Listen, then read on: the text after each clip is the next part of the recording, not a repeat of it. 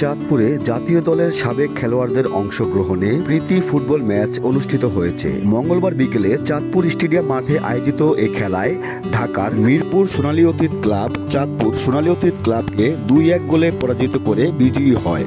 টান টান উত্তেজনাপূর্ণ এই আনন্দঘন প্রীতি ফুটবল ম্যাচটি উপভোগ করেন বাংলাদেশ জাতীয় ফুটবল দলের সাবেক অধিনায়ক আমিনুল হক। দলীয় অধিনায়ক জাহাঙ্গীর, চাঁদপুর সোনালী অতীত ক্লাব সাপোর্ট। দীর্ঘদিন পর চাঁদপুর স্টেডিয়াম মাঠে আয়োজিত এই প্রীতি ফুটবল ম্যাচটি উপভোগ করেন শত শত ফুটবল প্রেমী দর্শক। এ সময় চাঁদপুর স্টেডিয়াম মাঠে এক আনন্দঘন পরিবেশ লক্ষ্য করা যায়। প্রীতি এই ফুটবল ম্যাচে বাংলাদেশ জাতীয় ফুটবল দলের সাবেক অনেক তারকা খেলোয়াড় অংশগ্রহণ করেন।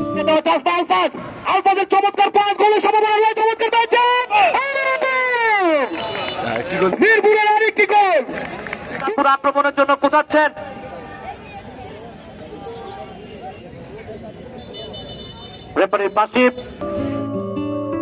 প্রীতি ফুটবল ম্যাচের উদ্বোধন করেন চাঁদপুর জেলা বিএনপির সভাপতি শেখ ফরিদ আহমেদ মানিক। খেলা শেষে বিজয়ী এবং রানার আপ দলের হাতে পুরস্কার তুলে দেন অনুষ্ঠানের প্রধান অতিথি এবং বাংলাদেশ জাতীয় ফুটবল দলের সাবেক অধিনায়ক আমিনুল হক। আমাদের এখনো যে এই বয়সে আমাদের যারা খেলছিলেন মাঠে তারা অসংখ্য ভালো ফুটবল খেলেছেন এবং আমি মনে করি আমাদের যুব সমাজ যেভাবে মাঠে ফুটবল খেলবে এবং ভবিষ্যতে আমরা আমাদের যারা অবাধপথী হয়েছে তাদের জন্য আমরা জেলা পর্যায়ে এরকম টুর্নামেন্টের আয়োজন করতে পারি, সেটা আমার মনে হয় ভালো হবে।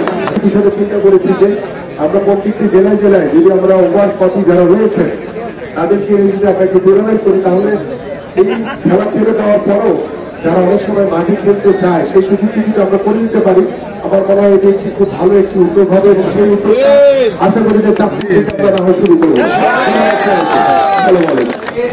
এত সুন্দর একটি ফুটবল খেলা উপহার দেওয়ার জন্য সকল খেলোয়াড়বৃন্দকে চাঁদপুর জেলা বিএনপির পক্ষ থেকে শুভেচ্ছা জানাচ্ছি।